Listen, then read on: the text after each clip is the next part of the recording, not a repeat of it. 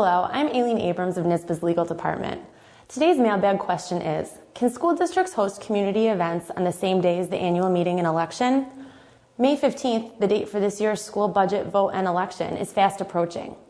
But we routinely get questions about whether districts can hold fundraising and community events on district property while the election and budget vote is occurring. These questions are important because school boards need to be mindful that the education law forbids districts from permitting any person or group to engage in electioneering within a 100-foot zone around the polling place. Generally speaking, electioneering means engaging in any activity in support of or in opposition to a particular candidate, the budget, or a proposition on the ballot.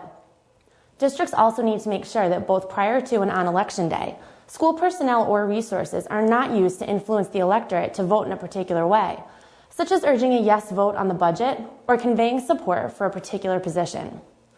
School boards may distribute factual budget information, but district funds cannot be used to support a position, and boards must avoid even the appearance of improper partisan activity. So with these rules in mind, can a district host community events like school concerts, bake sales, and barbecues on the night of a budget vote? The commissioner has said yes.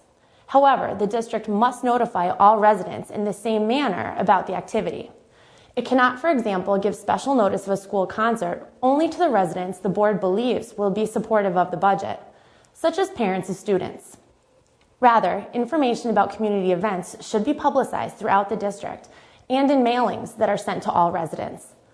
Further, the district should be mindful of the exact location of the event so that the extra foot in vehicle traffic does not interfere with the ability of voters to get to the voting room.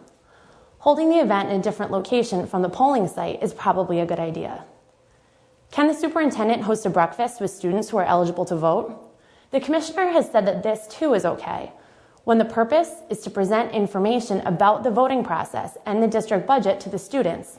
The meeting was solely for informational and educational purposes, and the superintendent did not encourage a particular partisan position. What about if the board wants to provide space for a district-affiliated group like the PTA to hold a fundraising or other event on the night of the vote? This is also okay, but it's important to remember that the electioneering prohibitions would still apply to those groups. The commissioner has also said that the district cannot permit outside groups to do what it cannot, namely engage in partisan political activities. For example, in one case, the PTA sponsored a barbecue near the polling site and distributed factual information about the budget to all residents.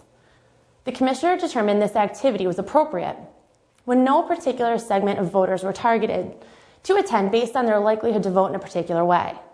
No partisan materials were distributed by the PTA, and the barbecue was held in a different building.